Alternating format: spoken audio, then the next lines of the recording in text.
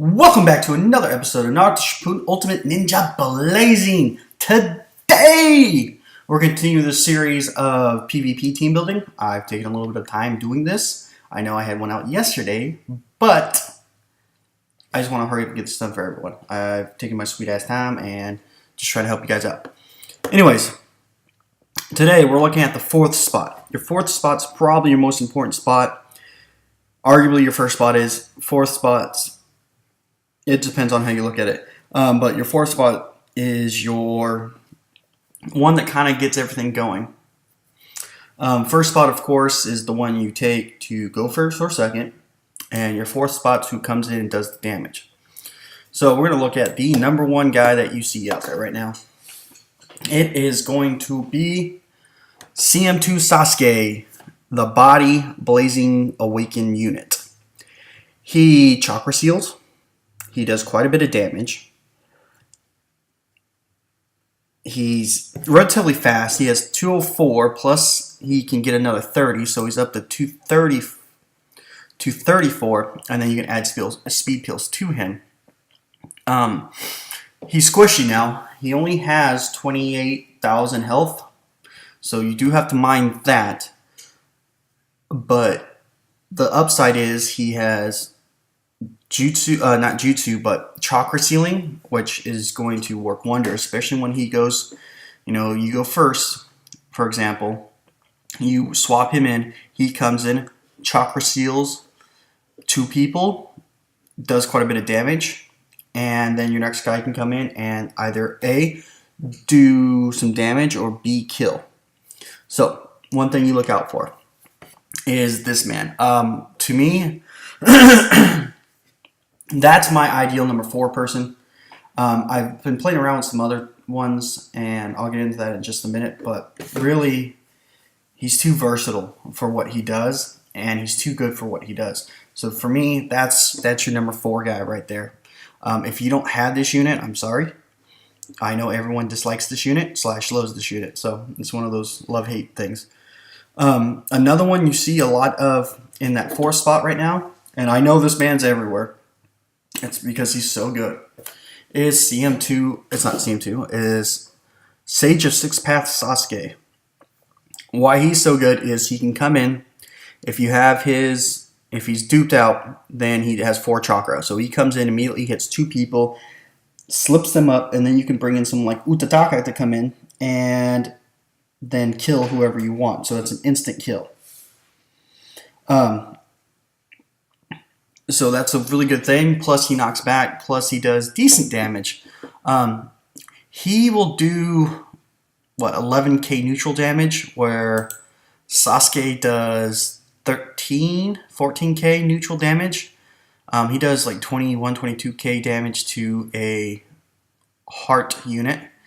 He'll do, I want to say 16k, 18k to a bravery unit. It might be at 20k. So it's not the best, it's not the worst though, but again, decent health, good speed, decent attack. He's a long range, so he can hit quite a few people, and he attacks back when he gets hit. So that's a really good thing. Well, he's a medium range unit with no hit back ability, but he does nothing for his field or ability skill really. A little bit, but not really. His is kind of the same way. That one does work. I have killed people when they had like no life left. They attacked me and I attacked back and killed. Doesn't happen very often, but it does happen occasionally. So he's a good one, because even though you got your fast guy now out of the lineup, he comes in and he is 270 speed. He can go up to 300 because he gets 30. So all of a sudden you still have a really speedy guy sitting right there, so you can get back up again. He's not as fast, of course, but he does a lot of really good things. The next one you see a lot of is this man right here, the Rock of Lee. Single target Jutsu 4. He gets an ultimate on his attack. And you can actually range people up, where you hit one guy that's too far out, he gets in range of another guy. Next person comes up, which would be CM2, and he can hit multiple people. You can do it that way. A lot of people do it. I've played around like that. I'm not the biggest fan of it, but you can play around with it. He's slow, 186, but he can get the speed up, which by 30, so that takes him to 216. So now he's on par with the likes of, say, Karin or Killer Bee. Plus, when he does his first jutsu then gives a speed boost of 20%. So now he's at like 260. Let me just make sure I have that right. 20% for 5 seconds, yeah. So now he's at like 260. So then he's relatively fast again. But you have to 2 dupes into him, so you have to pull him 3 times. His first and third dupe, 10% chance for chalk reduction. Consumption reduced to 0, so he doesn't use any chalk when he does his jutsu. I've seen it quite a few times. It sucks. And you have to do a lot about that. So he's another good unit to bring. Another one I've seen, excuse me, let's go back over his stats a little bit. He has 28k health. It's like 29 once you pill him up. I've never seen Killer Bee one-shot this guy if he has no damage to him. He does like 29k damage to Madara, but he does like 23k damage to him. I've never understood that, why there's such a big difference. It's like there's the defensive stat that is hidden. Not sure. He is one of the hardest hitters on regular hitting because he is 45-24, so it's 4600 attack, which is phenomenal. The only one that you would ever see in PvP that would be higher, more than likely, would be like 8-gate guy, but no one's going to bring him. Excuse me, my dogs are barking, so if you hear them, I do apologize.